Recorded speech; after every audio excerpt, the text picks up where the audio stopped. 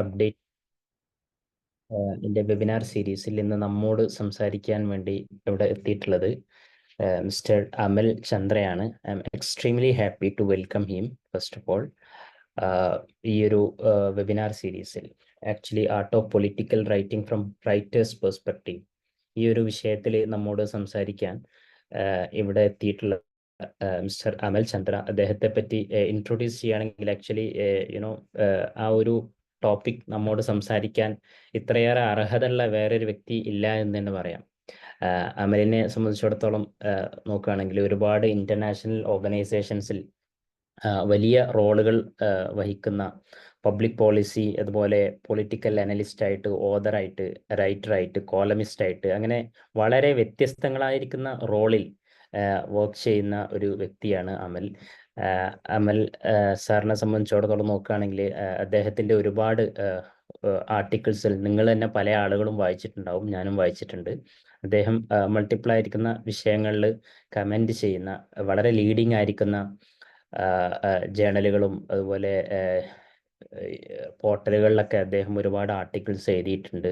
Hindu, outlook, അങ്ങനെ നമ്മൾ വായിക്കുന്ന ഒരുവിധം എല്ലാ ന്യൂസ് പോർട്ടലുകളിലും അദ്ദേഹം സാധാരണ എഴുതിയിട്ടുണ്ട്, ആർട്ടിക്കിൾ പബ്ലിഷ് ചെയ്തിട്ടുണ്ട്. അപ്പോൾ ഇന്ന് political art of political writing from A writers perspective നമ്മോട് സംസാരിക്കാൻ വേണ്ടി അദ്ദേഹം ഇവിടെ എത്തിയിരിക്കുകയാണ്. ഫസ്റ്റ് ഓഫ് ഓൾ അദ്ദേഹത്തെ സ്വാഗതം ചെയ്യുകയാണ്. ഇന്ന് നമ്മുടെ ഈ ഒരു വെബിനാറിൽ പങ്കെടുക്കുന്ന എല്ലാ ആളുകൾക്കും പോളിഗ്രാഡിനെ സംബന്ധിച്ചിടത്തോളം പോളിഗ്രാഡ് ഫെമിലിയർ ആയിരിക്കും എന്ന് തന്നെ പ്രതീക്ഷിക്കുകയാണ്. എന്നാലും ബ്രീഫായിട്ട് ഒന്ന് പറയുകയാണെങ്കിൽ, പോളിഗ്രാഡ് എന്ന് പറയുന്നത് ആക്ച്വലി ഒരുപാട് കോച്ചിങ് പ്രൊവൈഡ് ചെയ്യുന്ന CUET UG, CUET PG, അതുപോലെ തന്നെ JRF എക്സാമിനേഷൻ തുടങ്ങിയ എക്സാമിനേഷന് വേണ്ടിയിട്ട് സ്റ്റുഡൻസിനെ അവരുടെ കരിയർ ലക്ഷ്യങ്ങളിലേക്ക് എത്തിക്കാൻ വേണ്ടിയിട്ട് വർക്ക് ചെയ്യുന്ന ഒരു വളരെ ആംബിഷ്യസ് ആയിരിക്കുന്ന, വളരെ പാഷനേറ്റ് ആയിരിക്കുന്ന എഡ്യൂക്കേറ്റേഴ്സിൻ്റെ ഒരു ടീം വർക്കാണ് പോളിഗ്രാഡ് എന്ന് പറയുന്നത്. കഴിഞ്ഞ 2-3 വർഷങ്ങളായിട്ട് പോളിഗ്രാഡ് 3 വർഷത്തിനിടയിൽ പോളിഗ്രാഡിലൂടെ ഒരുപാട് സ്റ്റുഡൻസ് അവരുടെ ഡ്രീം ഡെസ്റ്റിനേഷൻസ്, യൂണിവേഴ്സിറ്റീസ് ആൻഡ് ഡിപ്പാർട്ട്മെന്റ്സിലേക്ക് അവർ അഡ്മിഷൻ കിട്ടുകയും പോളിഗ്രാഡിന്റെ സഹായത്തോടു കൂടെ അവരുടെ സ്വപ്ന സാക്ഷാത്കാരം നേടിയിട്ടുണ്ട്. വളരെ സന്തോഷത്തോടെ അറിയിക്കാനുള്ളത്, നമ്മുടെ നെറ്റ് കോച്ചിങ്ങിലും അതുപോലെ CUET UGയിലും PGയിലും നിങ്ങളൊക്കെ കണ്ടിട്ടുണ്ടാവും, വളരെ നല്ല റിസൾട്ടോടു കൂടിയാണ് പോളിഗ്രാഡിന്റെ ഓരോ കോഴ്സുകളും നടക്കാറുള്ളത്. അപ്പം അതുകൊണ്ട് തന്നെ പൊളിറ്റിക്കൽ സയൻസിൽ പോളിഗ്രാഡിന്റെ ഒരു പേരിനെ സംബന്ധിച്ചിടത്തോളം ആരോടും പറയേണ്ട ആവശ്യമുണ്ടാവും തോന്നുന്നില്ല. അപ്പോൾ ഞാൻ കൂടുതൽ എൻ്റെ വാക്കുകൾ ദീർഘിപ്പിക്കാതെ, നാം ഏവരും ആകാംക്ഷയോടെ കാത്തിരിക്കുന്ന വാക്കുകൾ, അമൽ സാറ് ഉണ്ട് മീറ്റിങ്ങിൽ. അപ്പോൾ അമൽ സാറിനേക്ക് ഞാൻ മൈക്ക് കൈമാറുകയാണ്. ഓഫ് കോഴ്സ് അമൽ സാറ് നമ്മോട് സംസാരിക്കും. റൈറ്റിങ്ങിനെ പറ്റി ഞാൻ കൂടുതൽ സംസാരിക്കണമെന്ന് തോന്നുന്നില്ല. കാരണം ഇന്ന് ഇപ്പോൾ നമ്മുടെ റിസർച്ച് ആൻഡ് പബ്ലിക് പോളിസി ഇങ്ങനത്തെ ഡൊമൈനിലൊക്കെ നമുക്ക് എങ്ങനെ എന്തെങ്കിലും ഒന്ന് കോൺട്രിബ്യൂട്ട് ചെയ്യണമെന്നുണ്ടെങ്കിൽ writing skill is extremely important. അതിനെപ്പറ്റി ഞാൻ കൂടുതൽ സംസാരിക്കുന്നില്ല. അപ്പോൾ അമൽ സാറ് നമ്മോട് സംസാരിക്കും. അതിനുശേഷം there will be A Q&A session as well.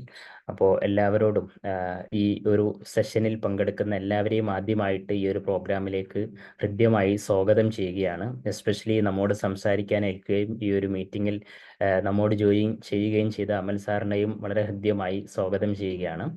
അപ്പോൾ സംസാരിക്കാൻ വേണ്ടി അമൽ സാറിനെ ക്ഷണിച്ചോളൂ. Amal sir, please. Thank you, Abdul Latif, for such a great welcome. I'm truly touched by your words, and I'm happy to contribute to this session with Polygrad. I'm happy to know about your work. So I hope the people, most of are Malayalis. So Malayalam ആണോ English ആണോ കൂടുതൽ സംസാരിക്കാൻ convenient? Sir, actually both are fine. I think most of our audience are Keralites. So continue with Malayalam. Okay, fine. Thank you. അപ്പോൾ political writing ആണ് എൻ്റെ വിഷയം. എന്നെ ഒരു പ്രോഗ്രാമിലേക്ക് ക്ഷണിച്ചത്, ഞാൻ കുറച്ച് കോളംസ് എഴുതുന്നു, പബ്ലിക് പോളിസി ഡൊമൈനിൽ വർക്ക് ചെയ്യുന്നു, ഒരു പൊളിറ്റിക്കൽ പാർട്ടിയായിട്ട് അസോസിയേറ്റ് ചെയ്യുന്നു, ഒരു പാർലമെന്ററി ഓഫീസിൽ വർക്ക് ചെയ്യുന്നു എന്നത് കൊണ്ടാണ്. അപ്പോൾ അതുമായി ബന്ധപ്പെട്ട് എനിക്കറിയാവുന്ന കുറച്ച് ഇൻസൈറ്റ്സ് നിങ്ങളുമായിട്ട് ഷെയർ ചെയ്യാനും അത് നിങ്ങൾക്ക് എത്രത്തോളം ഹെൽപ്ഫുൾ ആവും എന്നും എനിക്ക് പറയാൻ കഴിയില്ല. കാരണം നിങ്ങളെല്ലാം UGC നെറ്റ് എക്സ്പീരിയൻസ് ആയിരിക്കും, JRF എക്സ്പീരിയൻസ് ആയിരിക്കും. എന്നിരുന്നാലും ഇതിനോടൊപ്പം തന്നെ നമുക്ക് കൊണ്ടുപോകാൻ പറ്റുന്ന മറ്റു പല മേഖലകളുണ്ട്. അപ്പൊ അതിനെക്കുറിച്ചൊക്കെ ബ്രീഫായിട്ട് ഞാനൊരു പിക്ചർ തരാം. ഇപ്പോ ഞാനും നെറ്റ് ക്വാളിഫൈഡ് ആണ്, but still we know the challenges in academics. എത്രത്തോളം ഓപ്പർച്യൂണിറ്റീസ് ആണ് നെറ്റും JRF ഒക്കെ കഴിഞ്ഞാലും നമുക്ക് ഉണ്ടാവുന്നത്, അതിന്റെ അകത്തുള്ള ചലഞ്ചസ് ഒക്കെ നമുക്കറിയാം. അപ്പൊ നമ്മൾ പല മേഖലകളിലേക്കും നമ്മുടെ ഒരു ടാലന്റ് അല്ലെങ്കിൽ നമ്മുടെ സബ്ജക്റ്റിനെ തിരിച്ചുവിടേണ്ട ഒരു കോമ്പറ്റേറ്റീവ് സ്റ്റേജിലാണ് നമ്മൾ നിൽക്കുന്നത്. അതുകൊണ്ട് തന്നെ ഈ ആർട്ട് ഓഫ് പൊളിറ്റിക്കൽ റൈറ്റിംഗ് എന്ന് പറയുന്നത് ഒരു വളരെ ഇമ്പോർട്ടന്റ് ടോപ്പിക്കാണ്. നമുക്ക് ഒരുപാട് ഓപ്പർച്യൂണിറ്റീസ് ഉണ്ടാവും പൊളിറ്റിക്കൽ റൈറ്റിംഗിലൂടെ. നമ്മൾ അക്കാഡമിക് ഏരിയയിൽ ടീച്ചിങ് ഫീൽഡിൽ കോൺട്രിബ്യൂട്ട് ചെയ്യുന്നതിനപ്പുറം പബ്ലിക് പോളിസി ഡൊമൈനിലായാലും പൊളിറ്റിക്കൽ പാർട്ടീസിന്റെ പോളിസി ഫോർമേഷൻസ് അല്ലെങ്കിൽ ഡിസിഷൻ ഫോർമേഷൻസ് അല്ലെങ്കിൽ ഗവൺമെന്റിന്റെ ഡിസിഷൻ ഫോർമേഷൻസിലൊക്കെ നമുക്ക് കോൺട്രിബ്യൂട്ട് ചെയ്യാൻ പറ്റുന്ന ഒരു ഏരിയ ആണ് പൊളിറ്റിക്കൽ റൈറ്റിംഗ് എന്നത്.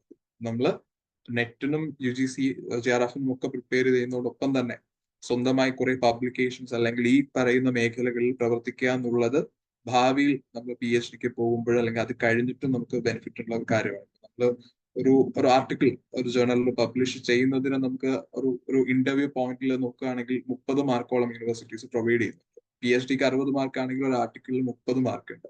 അപ്പൊ 2 ആർട്ടിക്കിൾ നമ്മൾ പബ്ലിഷ് ചെയ്യുക എന്നുള്ളത് is equal to PhD in most cases.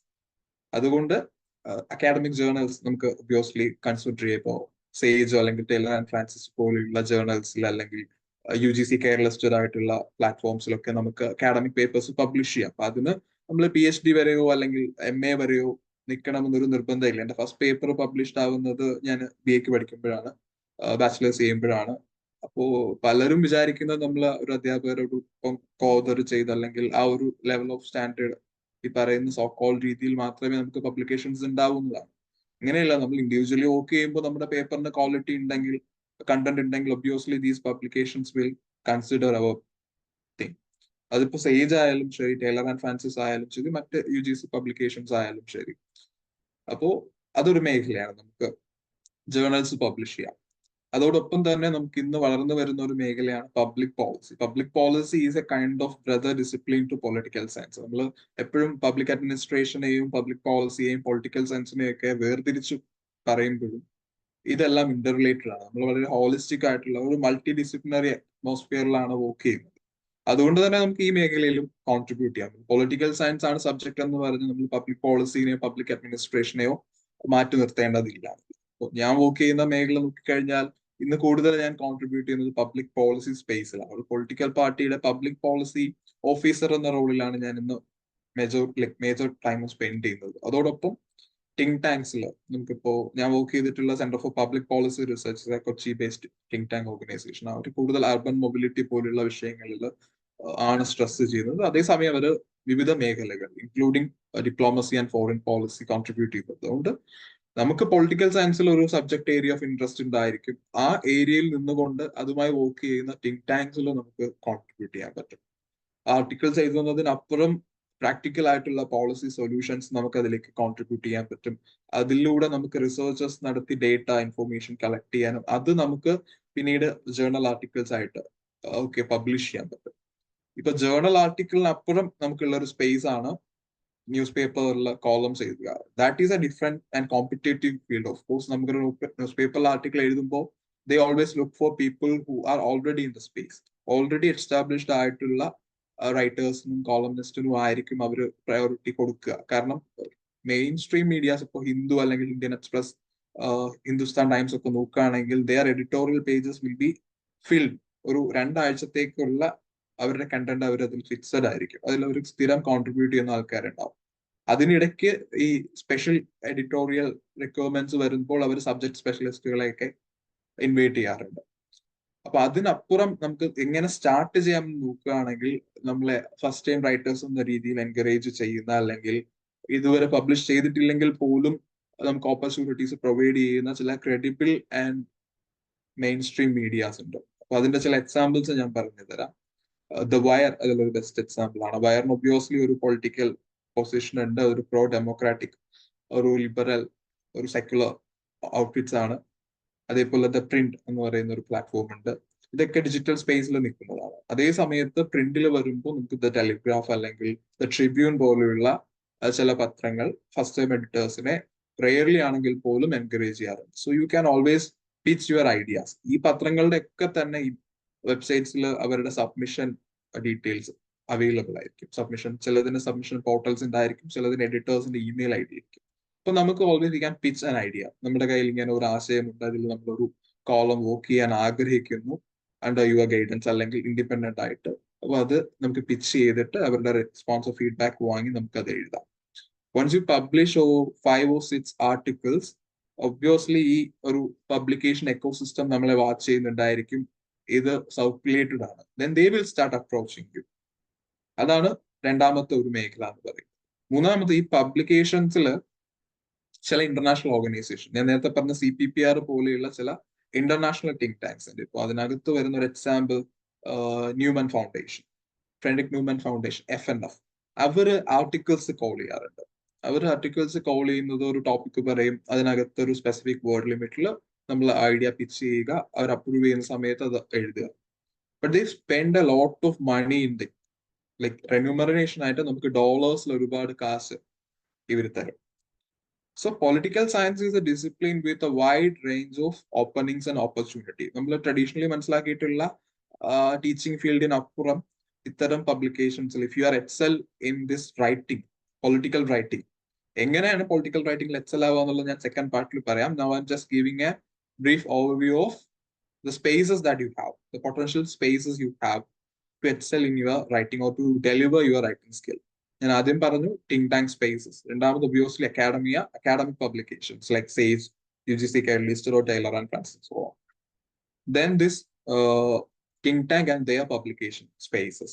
So ഇതൊക്കെ നമുക്ക് യൂട്ടിലൈസ് ചെയ്യാൻ പറ്റുന്ന നമ്മുടെ റൈറ്റിംഗ് സ്കിൽസ് എക്സൽ ചെയ്യാൻ പറ്റുന്ന മേഖലകളാണ്. ഇനി എങ്ങനെയാണ് നമ്മൾ പൊളിറ്റിക്കൽ റൈറ്റിംഗ് ഒരു സ്കിൽ ഡെവലപ്പ് ചെയ്യാന്നുള്ളതാണ്. Obviously we are all humans. നമുക്ക് നമ്മുടേതായിട്ടുള്ള അഭിപ്രായങ്ങൾ എല്ലാ വിഷയത്തിലും, അഭിപ്രായങ്ങൾ തന്നെയാണ് പൊളിറ്റിക്കൽ റൈറ്റിംഗിൽ വരുന്നത്.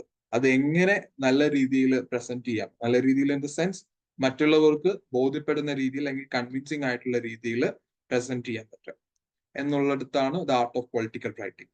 അപ്പൊ അതിനകത്ത് ചില കീ പോയിന്റ്സ് ഉണ്ട്. ഫസ്റ്റ് ഓഫ് ഓൾ, നമ്മൾ ഒരു അക്കാഡമിക് സ്പേസ് അല്ലെങ്കിൽ ഒരു കോളംനിസ്റ്റ് എന്ന രീതിയിൽ ഒരു ന്യൂസ് പേപ്പർ സ്പേസിലാണ് പബ്ലിഷ് ചെയ്യാൻ ഉദ്ദേശിക്കുന്നതെങ്കിൽ the first thing that we have to acquire is credibility. നമുക്ക് ക്രെഡിബിലിറ്റി ഉണ്ടെങ്കിൽ മാത്രമേ നമുക്ക് രണ്ടാമതൊരു അവസരം കിട്ടത്തുള്ളൂ. So we have to be credible. നമ്മൾ ഉപയോഗിക്കുന്ന ഡേറ്റാസ് അല്ലെങ്കിൽ ഇൻഫോർമേഷൻസ്, അതിന്റെ സോഴ്സസ് എപ്പോഴും നമ്മൾ ശ്രദ്ധിച്ചു വെക്കുക. നമ്മളൊരു കാര്യം വേഗമായിട്ട് യൂസ് ചെയ്യാന്നുള്ളതല്ല. ഇപ്പോൾ സംസാരിക്കുമ്പോൾ ഒരു സ്പീച്ച് ആണെന്നുണ്ടെങ്കിൽ നമുക്ക് ഒരു തെറ്റായ വിവരം പറഞ്ഞു പോവാം, അല്ലെങ്കിൽ പിന്നീട് അത് തിരുത്താം. But once you publish something, be on to that. നമ്മൾ ആ പറഞ്ഞ എന്ത് കാര്യമാണോ അതിൽ നമ്മുടെ ബോധ്യമാണ് എഴുതി വച്ചിരിക്കുന്നത്. അപ്പൊ അത് സബ്സ്റ്റാൻഷിയേറ്റ് ചെയ്യുന്ന എവിഡൻസസ് മെറ്റീരിയൽ ആയിട്ടായാലും ലിറ്ററേച്ചർ ആയിട്ടായാലും നമ്മുടെ കയ്യിൽ എപ്പോഴും ഉണ്ടാകും.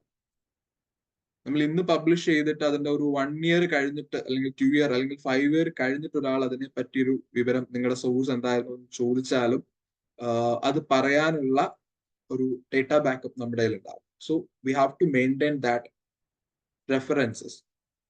രണ്ടാമതായിട്ട് ക്ലാരിറ്റി ഉണ്ടാവുക.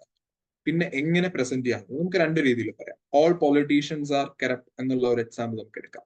നമ്മളൊരു ജനറൽ സ്റ്റേറ്റ്മെന്റ് ആയിട്ട് നമ്മൾ പറയുന്നതിന് എല്ലാ രാഷ്ട്രീയക്കാരും അഴിമതിക്കാരാണ്. ഇത് ഒരു സാധാരണ ആൾക്ക് പറയാം, അല്ലെങ്കിൽ ഒരു സ്റ്റുഡന്റിന് പറയാം. If you R passionate about political writing, നമുക്ക് ഒരിക്കലും ഇങ്ങനെ പ്ലെയിൻ ആയിട്ട് ഓൾ പൊളിറ്റീഷ്യൻസ് ആർ കറപ്റ്റ് എന്ന് പറയാൻ പറ്റത്തില്ല. So we have to refine that same sentence, same paragraph into a different manner. We have to say that the political ecosystem is having a lot of problems, and these problems end up in corrupting a lot of people who are involved. Thus, the sect of politicians are corrupt. So it gives a balanced picture. So it gives a picture that not all politicians are corrupt. നമ്മളിപ്പോ paper 1 നെറ്റിൽ prepare ചെയ്യുമ്പോൾ ഒരു paragraph പല രീതിയിൽ അല്ലെങ്കിൽ sentence പല രീതിയിൽ use ചെയ്യുന്നതിനെ കുറിച്ച് നമ്മൾ പഠിക്കുന്നുണ്ടല്ലോ. Same thing is applicable in political writing. നമ്മൾ എത്ര റിഫൈൻഡ് ആയിട്ട് നമ്മൾ യൂസ് ചെയ്യുന്നു, എത്ര ബാലൻസ്ഡ് ആയിട്ട് നമ്മൾ ടേംസ് യൂസ് ചെയ്യുന്നു എന്നതനുസരിച്ചിട്ടായിരിക്കും the future opportunities that we get. പിന്നെ ഈ എഡിറ്റോറിയൽ സ്പേസസിനൊക്കെ അവരുടേതായിട്ടുള്ള പബ്ലിക്കേഷൻ പോളിസീസ് ഉണ്ടാവും. നമ്മൾ പറയുന്ന പോലെ അൺബയാസ്ഡ് മീഡിയ എന്നുള്ള കോൺസെപ്റ്റ് ഒന്നും ഇപ്പോഴില്ല.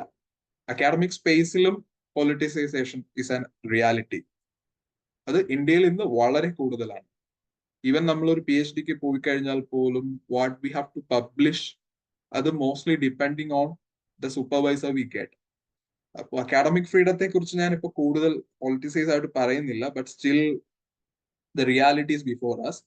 So we have to understand what political positions or what stands or editorial policy they take. ഇപ്പൊ നമ്മൾ ദ വയറിൽ പോയിട്ട് കംപ്ലീറ്റ്ലി പ്രോ റൈറ്റ് ആയിട്ടുള്ള, അല്ലെങ്കിൽ even if we are a right wing person, right ആയിട്ടുള്ള ഒരു നറേറ്റീവ് നമുക്ക് അവിടെ പബ്ലിഷ് ചെയ്യാൻ പറ്റില്ല. അറ്റ് ദ സെയിം ടൈം പയനറിൽ പോയി കഴിഞ്ഞാൽ നമുക്ക് പറ്റും. If you are pro right, their editorial policy is that they are in right side.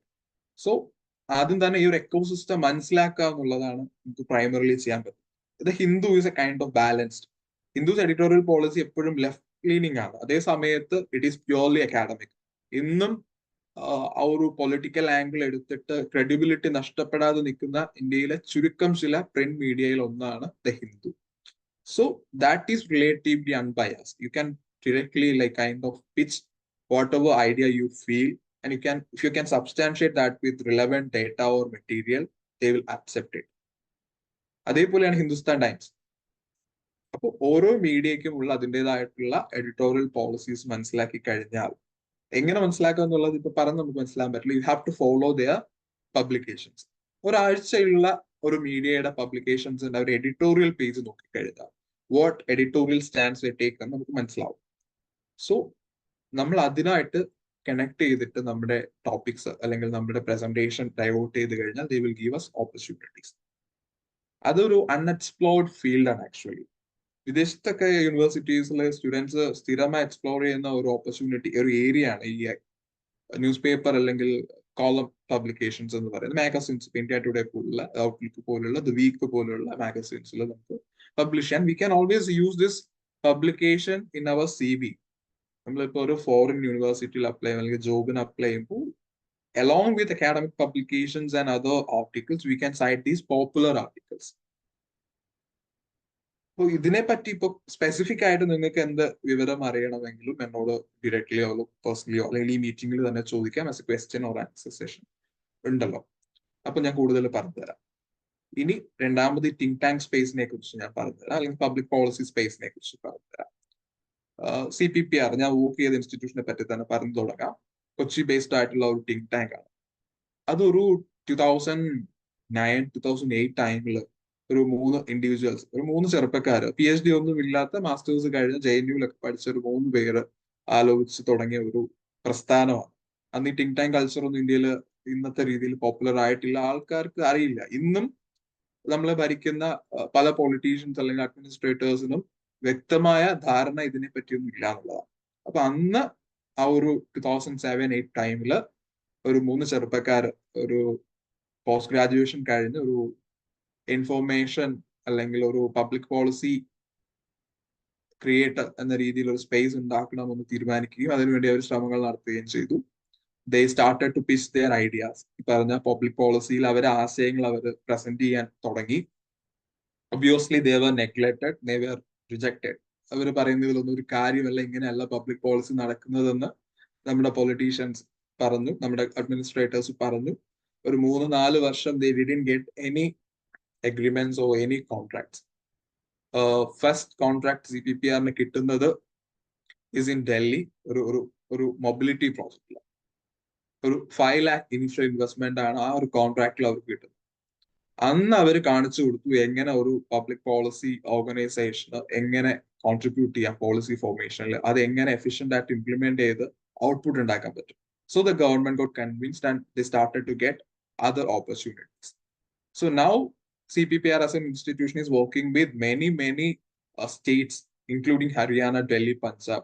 They mostly operate outside Kerala. Keralathinu purathaanu CPPR work cheyyunnathu, and they are having partnership with these other international organizations. നേരത്തെ പറഞ്ഞ FNF, Patrick Newman Foundation, അല്ലെങ്കിൽ Atlas Network. They all spend huge amount of money in research and academics. Obviously they will have a political position. നമുക്ക് ഒരിക്കലും political position മാറ്റി നിർത്തി പോകാൻ പറ്റില്ല, കാരണം most think tanks in this peer is of liberal outlook. നമ്മൾ liberalism എന്ന് പറയുന്ന ആശയത്തിന്റെ വക്താക്കളായിട്ടാണ് ഇന്നത്തെ ലോകത്തെ പല think tanks, majority of think tanks 80% work ചെയ്യുന്നത്.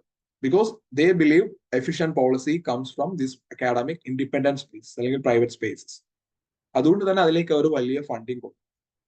ഞാൻ പറഞ്ഞു വന്നത് ഒരു 3 ഇൻഡിവിജ്വൽസ് ഒരു PG കഴിഞ്ഞിട്ട് സ്റ്റാർട്ട് ചെയ്തിട്ടുള്ള ഒരു ഇൻസ്റ്റിറ്റ്യൂഷൻ ആണ് CPPR എന്ന് പറയുന്ന think tank. So there is space for you too, നിങ്ങളും പൊളിറ്റിക്കൽ സയൻസ് ഗ്രാജുവേറ്റ്സ് എന്ന രീതിയിൽ നിങ്ങൾക്കും ഇത്തരത്തിലുള്ള ഇൻസ്റ്റിറ്റ്യൂഷൻസ് സ്റ്റാർട്ട് ചെയ്യുന്നതിന് വേണ്ടിയിട്ടുള്ള സ്പേസസ് ഉണ്ട്. What you have to do is you have to excel in your area. ഒരു സബ്ജക്ട് എക്സ്പേർട്ട് ആവുക, അല്ലെങ്കിൽ ഒരു കോംപ്രിഹെൻസീവ് പൊളിറ്റിക്കൽ വ്യൂ ഉണ്ടാക്കുക, കാര്യങ്ങൾ പ്രസന്റ് ചെയ്യാനും അതിനെ പബ്ലിക് പോളിസി എങ്ങനെ അതിന്റെ തിയററ്റിക്കൽ ബേസിൽ ഉണ്ടാക്കാൻ പറ്റുമെന്നുള്ള തിയറിക്കൽ നോളജ് നേടുക എന്നുള്ളത് ചെയ്യേണ്ടത്. That space is also open for you. Think ടാങ്കിനപ്പുറം ഇന്ന് വളർന്നു വരുന്ന മറ്റൊരു സംസ്കാരമാണ് അല്ലെങ്കിൽ മറ്റൊരു മേഖലയാണ് പൊളിറ്റിക്കൽ കൺസൾട്ടൻസീസ്. 2009-2010 പീരീഡ് നോക്കുകയാണെങ്കിൽ ഒരു 3-4 പൊളിറ്റിക്കൽ കൺസൾട്ടൻസീസ് മാത്രമേ ഇന്ത്യയിൽ ഉണ്ടായിരുന്നുള്ളൂ. അതിലൊന്നാണ് നമ്മൾ എല്ലാവർക്കും അറിയുന്ന ഐപാക്, പൊളിറ്റിക്കൽ ആക്ഷൻ കമ്മിറ്റി. ഇന്ന് ഐപാക് തന്നെ പല രീതിയിൽ ഡിവൈഡഡ് ആയി അല്ലെങ്കിൽ സ്പ്ലിറ്റ് ആയിട്ട് ഒരുപാട് തിങ്ക് ടാങ്ക്സ് ഇൻഡിപെൻഡന്റ്ലി അല്ലാണ്ടും പൊളിറ്റിക്കൽ കൺസൾട്ടൻസീസ് ഇൻഡിപെൻഡന്റ് ആയിട്ടും അല്ലാണ്ടും ഈ പൊളിറ്റിക്കൽ പാർട്ടീസിന് വേണ്ടി വർക്ക് ചെയ്യുന്നുണ്ട്. So you can be a part of that institutions. നിങ്ങൾക്ക് അതിനകത്ത് റൈറ്റിംഗ് സ്കോപ്പ് ഉണ്ട്. പൊളിറ്റിക്കൽ റൈറ്റിംഗ് എന്ന് പറയുമ്പോൾ സ്പീച്ചസ്, ആക്ച്വലി ഇന്ന് നമ്മൾ കേൾക്കുന്ന പല പാർലമെന്റ് സ്പീച്ചസും അല്ലെങ്കിൽ പല പൊളിറ്റിക്കൽ സ്പീച്ചസും ഇത്തരത്തിലുള്ള ആളുകൾ എഴുതി കൊടുക്കുന്ന സ്പീച്ചസ് ആണ്. So that is also an opening. If you excel in this political writing, you can leverage this space as well. നമ്മുടെ പൊളിറ്റിക്കൽ സ്പേസ്, അതായത് പൊളിറ്റീഷ്യൻസിനോടൊപ്പം വർക്ക് ചെയ്യാം. അതിപ്പോ പാർലമെന്ററി സ്പേസസ് ആവും, അല്ലെങ്കിൽ പൊളിറ്റിക്കൽ സ്പേസ് ഡയറക്ട്ലി ഒരാളുടെ പബ്ലിക് സ്പീച്ച് പ്രിപ്പയർ ചെയ്യുന്നത്, അല്ലെങ്കിൽ ഒരാളുടെ ക്യാമ്പയിൻ മോഡ്യൂൾ അല്ലെങ്കിൽ ക്യാമ്പയിൻ കണ്ടന്റ് ക്രിയേറ്റ് ചെയ്യുന്നതിലൊക്കെ നമുക്ക് as a political writer excel ചെയ്യാൻ പറ്റും. മറ്റൊരു മേഖലയാണ് directly involve in parliamentary offices. നമ്മുടെ MPമാരുടെ പാർലമെന്ററി ഓഫീസസിൽ as interns or associates or professionals you can try to get. Highly competitive ആണ്, but still you can try that. If you have that potential, you must definitely try. ഇപ്പോൾ lamp fellowship എല്ലാവർക്കും അറിയായിരിക്കും. PRS India എന്ന് പറയുന്ന institution നടത്തുന്ന ഒരു 1 year നടത്തുന്ന ഒരു ഫെലോഷിപ്പ് ആണ്. So they select random people based on their CV and profile to be involved in these political offices of parliamentarians. So it's for a short period of time, maybe for 1 year they give around 6-month training, then 6-month work. 6 മാസം training, 6 മാസം ഓഫീസിൽ പോകുക, അല്ലെങ്കിൽ 3 മാസം presently will be in the parliamentary office of an MP. അപ്പൊ ആ ഓപ്പർച്യൂണിറ്റിയും നിങ്ങൾക്ക് യൂട്ടിലൈസ് ചെയ്യാം. So these are all potential spaces that you have to excel as a political writer. അപ്പൊ അതിനകത്ത് നമുക്ക് വേണ്ട ഈ ക്വാളിഫിക്കേഷൻസ് അല്ലെങ്കിൽ ക്വാളിറ്റീസ് ആണ്. ഒന്ന്, our arguments should be based on facts and figures, credibility ഉണ്ടാവുക. പിന്നെ അക്കാഡമിക് ലാംഗ്വേജ്, അതെങ്ങനെ ഡെവലപ്പ് ചെയ്യാന്നുള്ളത് വെച്ച് നമ്മൾ വായിക്കുക എന്നുള്ളതാണ്. You have to read a lot. ഓരോ സ്റ്റാൻഡേർഡ് ഓഫ് റൈറ്റിംഗ് അല്ലെങ്കിൽ ഓരോ സ്റ്റാൻഡേർഡ് ഓഫ് പബ്ലിക്കേഷൻസ് ഉണ്ട്. ഇപ്പോൾ നമുക്ക് ഇന്ത്യയുടെ പബ്ലിക്കേഷൻസിനെ ഒരു കാറ്റഗറൈസ് ചെയ്യണമെങ്കിൽ ഇപ്പൊ മാഗസിൻസ് എടുക്കാം. നമുക്ക് ഏറ്റവും സൊഫിസ്റ്റിക്കേറ്റഡ് ആയിട്ട് അക്കാഡമിക് റൈറ്റിംഗ് ചെയ്യുന്ന പബ്ലിക്കേഷൻ ആണ്. For example EPW can publish in EPW as well. They are always open to submissions actually. നിങ്ങൾക്ക് അക്കാഡമിക് റൈറ്റിംഗിൽ ഇൻട്രസ്റ്റ് ഉണ്ടെങ്കിൽ you can always discuss topic and you can write and submit to EPW. അപ്പൊ EPW level of standard different. അതൊരു 100% ആണെങ്കിൽ you can publish in Frontline അല്ലെങ്കിൽ India Today. അതിന്റെ ഒരു 80% ആയിരിക്കും. EPWയുടെ ഒരു 80% ആയിരിക്കും ഇന്ത്യ ടുഡേ അല്ലെങ്കിൽ front line.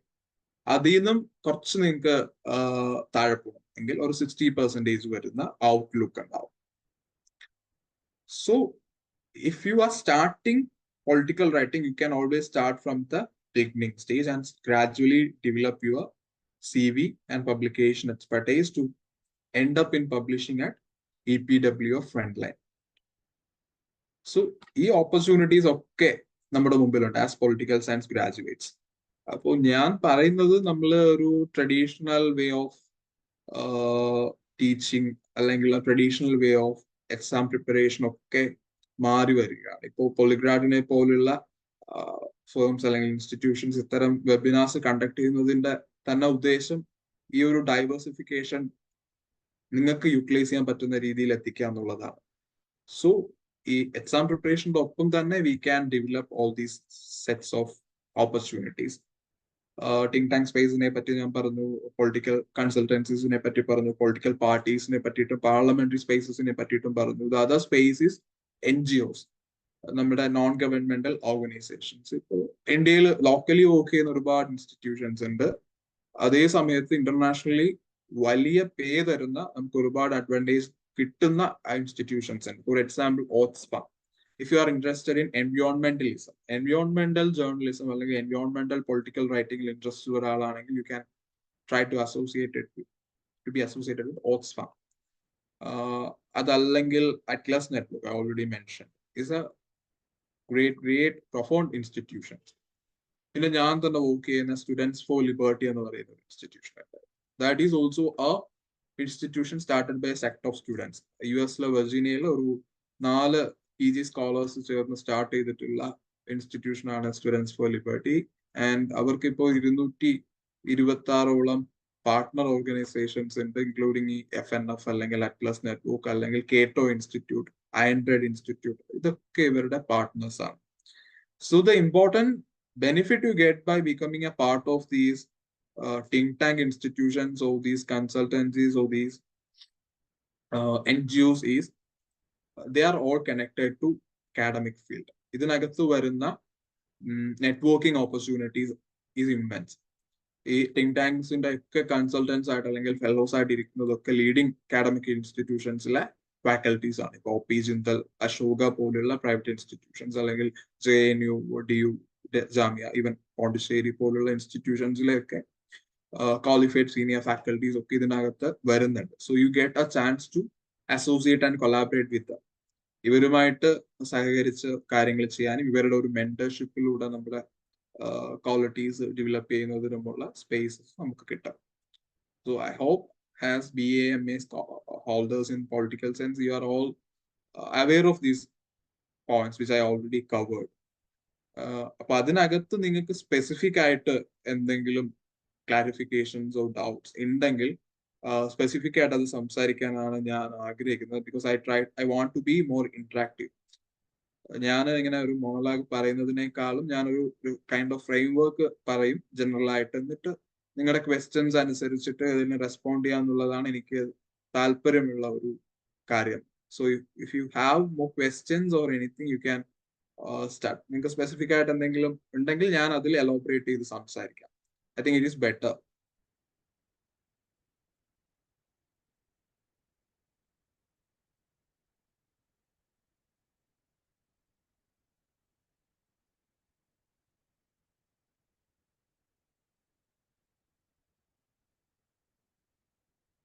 Yeah, now the floor is open. ആർക്കും ചോദിക്കാം.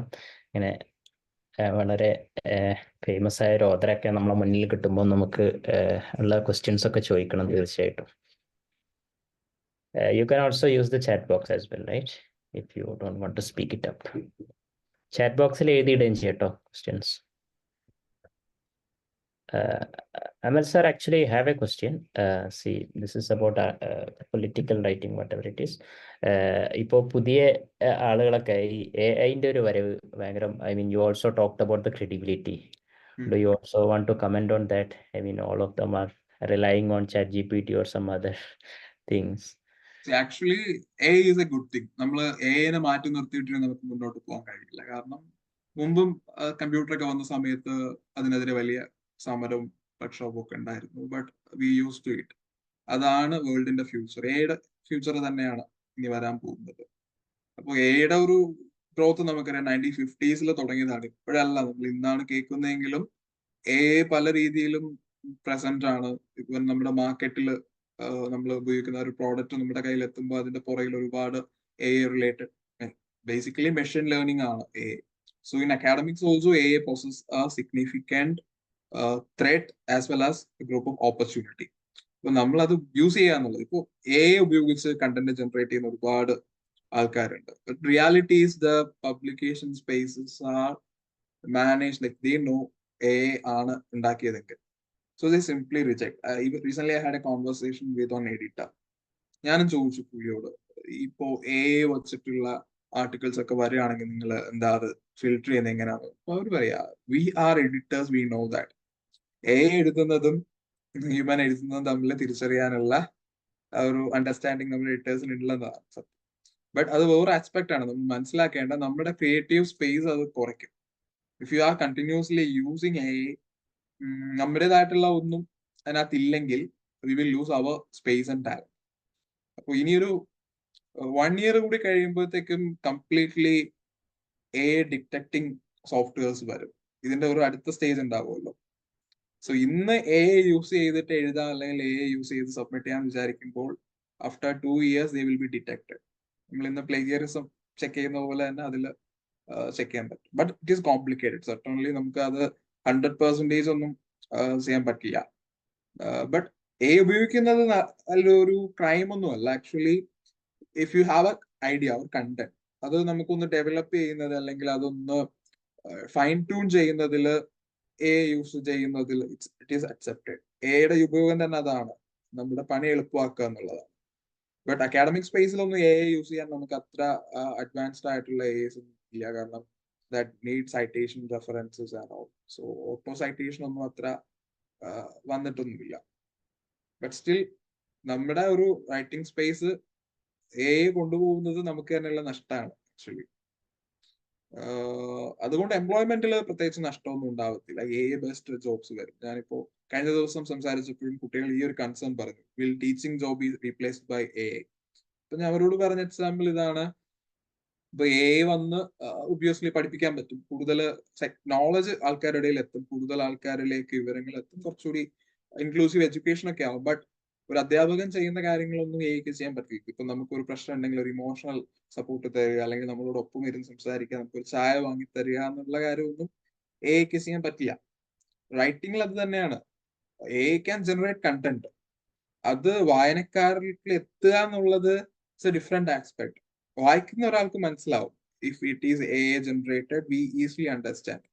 ഇപ്പോ എനിക്ക് മനസ്സിലാവും കണ്ടന്റ് വെച്ചിട്ട് ഒരുപാട് ആൾക്കാർ, ഇപ്പോ I work as an editor in ഔട്ട്ലുക്കിൽ വരുന്ന സബ്മിഷൻസ് ഞാൻ റിവ്യൂ ചെയ്യാറുണ്ട്. അപ്പോ ഒരു 10 എടുക്കുകയാണെങ്കിൽ ഇന്നത്തെ 5 ജനറേറ്റഡ് ആണ്. പക്ഷെ അത് കാണുമ്പോൾ തന്നെ നമുക്ക് മനസ്സിലാവുന്നു എന്നുള്ളതാണ് അതിലെ യാഥാർത്ഥ്യം. അപ്പൊ അത് അക്കാഡമിക് റൈറ്റിംഗിൽ ഒബ്വിയസ്ലി കോംപ്ലിക്കേറ്റഡ് ആണ്. യൂസ് ചെയ്തിട്ടുള്ള writing is a different aspect. Popular articles ചിലപ്പോൾ വരും, കണ്ടന്റ് ആണെങ്കിലും നല്ലതാണെന്നുണ്ടെങ്കിൽ അവർ എടുക്കാറുണ്ട്. ബട്ട് അത് നമ്മുടെ ക്രെഡിബിലിറ്റി എത്തിക്സിനെ ബാധിക്കുന്ന ഒരു വിഷയമാണ്. So if you want to be a credible academician or a credible political writer, you should limit the use of AI. നമ്മുടെ ക്രിയേറ്റിവിറ്റി കൊണ്ടുപോകേണ്ട നോക്കുക എന്നുള്ളതേ ഉള്ളൂ. യൂസ് ചെയ്യേണ്ടെന്ന് ഞാൻ പറയില്ല, ബിക്കോസ് ഫ്യൂച്ചർ ഈസ് ബട്ട് അതിനെ എങ്ങനെ യൂസ് ചെയ്യുന്നു എന്നുള്ളത് നമ്മുടെ കയ്യിലാണ്.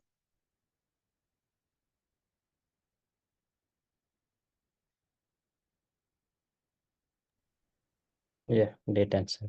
സോ ഞാൻ ഉദ്ദേശിച്ചത് ഇപ്പം നമ്മൾ ഈ പബ്ലിഷിംഗ് സ്പേസിലേക്ക് വരുമ്പോൾ ഇപ്പം മേജർ പബ്ലിഷേഴ്സ്, ഇപ്പോൾ സേജ് ആണെങ്കിലോ എൽസ്ഫെയർ ആണെങ്കിലോ ഫാനഫ് ആണെങ്കിലോ അക്കാഡമിക് പബ്ലിഷിംഗ് സ്പേസിൽ ഇവരൊക്കെ കേട്ടത് വെൽ കണക്റ്റഡ് ആണ്. ഇപ്പം നമ്മൾ ആസ് എൻ ഓതർ നമ്മൾ എവിടെയെങ്കിലും ബ്ലാക്ക് ലിസ്റ്റ് ചെയ്യപ്പെട്ട് കഴിഞ്ഞാൽ it's for a wider audience.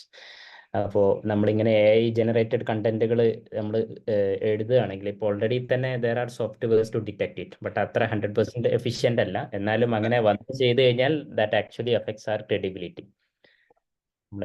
അത് ഞാൻ പറഞ്ഞത് നമ്മുടെ ഒരു സെൽഫ് ഗ്രോത്തിനെ നമുക്ക് യൂസ് ചെയ്യാം. ഉപയോഗിച്ച് നമുക്ക് കണ്ടന്റ് ജനറേറ്റ് ചെയ്ത് അത് അനലൈസ് ചെയ്യാം. അല്ലെങ്കിൽ നമ്മൾ ഒരു ഐഡിയ ഉണ്ടെങ്കിൽ അത് നമുക്ക് എങ്ങനെ കുറച്ച് ബെറ്റർ ആക്കാമെന്ന് യൂസ് ചെയ്ത് ചോദിക്കാം. പക്ഷെ ഉപയോഗിച്ച് നമ്മൾ എഴുതി സബ്മിറ്റ് ചെയ്ത് കഴിഞ്ഞാൽ ഒബ്വിയസ്ലി അത് ഒരു ക്രെഡിബിലിറ്റി ഇഷ്യൂ ആണ്. Once we lose the credibility, publication space അതാണ്. നമ്മൾ സംസാരിക്കുമ്പോൾ നമുക്ക് പ്രശ്നമില്ല.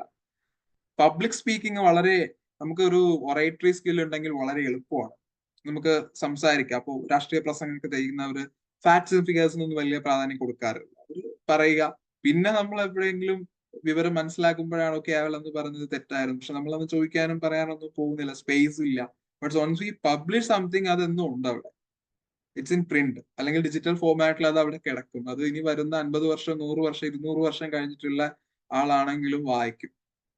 1980s അല്ലെങ്കിൽ 80s ന്യൂസ് പേപ്പർ കട്ടിങ്സ് ഒന്നും സർക്കുലേറ്റ് ചെയ്യും, നമ്മൾ സൈറ്റ് ചെയ്യാൻ യൂസ് ചെയ്യുന്നു. അപ്പോൾ ഇറ്റ് ഈസ് ദയർ. പ്രത്യേകിച്ച് ഡിജിറ്റൽ ഏജിൽ നമ്മുടെ ക്രെഡിബിലിറ്റി നഷ്ടപ്പെട്ടു കഴിഞ്ഞാൽ പിന്നെ നമുക്ക് ഐ മീൻ ഈ ഫീൽഡിൽ നിലനിൽക്കാൻ പറ്റില്ല. So if you want exist in this field you have to be ethical and you have to maintain your credibility എന്നതാണ്. അപ്പോഴും ഞാൻ പറയാം AI നമുക്ക് കംപ്ലീറ്റ്ലി മാറ്റി നിർത്താൻ പറ്റില്ല. Even these publishers are using that. അത് അക്നോളജ് ചെയ്തേ പറ്റും. ചാറ്റ് ബോക്സിൽ ഒരുപാട് ക്വസ്റ്റ്യൻസ് വന്നിട്ടുണ്ട്, ഞാൻ ക്വിക്ക്ലി റീഡ് ഔട്ട് ചെയ്യാം. ഫാത്തിമ ചോദിക്കുന്നുണ്ട്, റൈറ്റിംഗ് പ്ലാറ്റ്ഫോമിനെ എങ്ങനെ അപ്രോച്ച് ചെയ്യാം? I think how to communicate with the publishers maybe she mean. Okay, അതിപ്പോ ഒബിയസ്ലി അക്കാഡമിക് പബ്ലിക്കേഷൻസ് ആണെങ്കിൽ they have their own publication platform. Sage ആണെങ്കിൽ is a single window system. സേജിന്റെ ഒരു submission portal ഉണ്ട്. We can go there, we can submit the article. അവരുടെ prescribed standard ഉണ്ട്, abstract, keywords, content, references, പിന്നെ author note, author profile. രണ്ട് രീതിയിൽ നമ്മൾ സബ്മിറ്റ് ചെയ്യും. ഫസ്റ്റ് നമ്മൾ പ്ലെയിൻ ടെസ്റ്റ്, അക്കാഡമിക് ടെസ്റ്റ് എന്താണ്, ട്രാൻസ്ക്രിപ്റ്റ് ഉണ്ടാവും. അതിന് ഫൈനൽ സ്ക്രിപ്റ്റ് നമ്മൾ കൊടുക്കുന്നത് ട്രാൻസ്ക്രിപ്റ്റ്. അതോടൊപ്പം നമ്മുടെ ഓതർ പ്രൊഫൈൽ കൊടുക്കുക. They will send it for blind peer review. രണ്ട് സ്റ്റേജ് ഉണ്ടാവും. First they will check the plagiarism and all, then the format and all. പിന്നെ ഒരു നമ്മളെ ആർക്കും പരിചയമില്ലാത്ത ഒരു എഡിറ്റർ, നമ്മുടെ പേരൊന്നും പോവില്ല, they review it and they either reject it or they accept it or they send it for revisions. സേജിന്റെ ഒക്കെ വളരെ സിമ്പിൾ ആണ്. ടൈലർ ആൻഡ് ഫ്രാൻസിസ് സിമ്പിൾ ആണ്. പിന്നെ UGC കേരളിസ്റ്റർ ആയിട്ടുള്ള സേജിലും ഇതിലും വരാത്ത പബ്ലിക്കേഷൻസ് ഉണ്ട്. In that we can write to their email IDs, like അവരുടെ എഡിറ്റോറിയൽ ഇമെയിൽ IDs. EPW അവരുടെ സബ്മിഷൻ edit@epw.in ഇമെയിൽ ID ആണ്. They are always open to submission. They take around 3 to 4 months to reply. അതാണ് നമ്മളെ acceptance. അവരപ്പോൾ തന്നെ acknowledge ചെയ്യും. നമ്മൾ submit ചെയ്ത് കഴിഞ്ഞാൽ in A day or 2 they revert to us. കിട്ടിയതായിട്ട് അവർ പറയും. They take around 4 months for the initial review. Initial review കഴിഞ്ഞു കഴിഞ്ഞാൽ either it will be rejected. ഇനി റിവിഷൻസ് പറയുകയാണെങ്കിൽ again we have to resubmit it. Then it will take other 3 to 4 months. പിന്നെയും ഒരു review കഴിഞ്ഞിട്ടായിരിക്കും publication. So publication takes a lot of time. അതാണ് നമ്മുടെ ഈ അക്കാഡമിക് സ്പേസിൽ ഒരു ചലഞ്ച് ആയിട്ട് ഞങ്ങൾ. If we have quality content to, we will take 1 year to get published. പിന്നെ നമുക്ക് ഒരിക്കൽ പബ്ലിഷ് ചെയ്യാൻ കൊടുക്കുന്ന സാധനം മൾട്ടിപ്പിൾ പ്ലാറ്റ്ഫോംസിൽ പിച്ച് ചെയ്യാൻ പറ്റില്ല. അക്കാഡമിക് പബ്ലിക്കേഷൻ ഒരു ചലഞ്ച് അതാണ്. If you are submitting it at one space, we should acknowledge that it is not under consideration elsewhere. Same with the popular publication also. നമ്മൾ ഒരു പോപ്പുലർ ജേർണൽ അല്ലെങ്കിൽ ഒരു news പേപ്പറിന് submission ചെയ്യുകയാണെന്നുണ്ടെങ്കിൽ അത് commissioned pieces ആണെങ്കിൽ obviously we cannot reuse it. നമുക്കത് reuse ചെയ്യാൻ പോലും ഇല്ല ആ ഒരു ഏരിയ. കമ്മീഷൻ പീസസ് അല്ല, നമ്മൾ പിച്ച് ചെയ്യുന്ന പീസ് ആണെങ്കിൽ നമുക്ക് ആ രീതിയിൽ ഒരിടത്തും സെയിം ടൈമിൽ പിച്ച് ചെയ്യാനോ സബ്മിറ്റ് ചെയ്യാനോ പറ്റില്ല. Again we have to wait. പക്ഷെ അത് കുറച്ചുകൂടി ഈസിയാണ്. Content is good and of quality, they will accept it. ഒരു 1 week അല്ലെങ്കിൽ 2 weekനുള്ളിൽ തന്നെ അത് പബ്ലിഷ്ഡ് ആവുന്ന ഒരു സ്പേസ് ആണ്. പിന്നെ obviously book publishing is a different matter.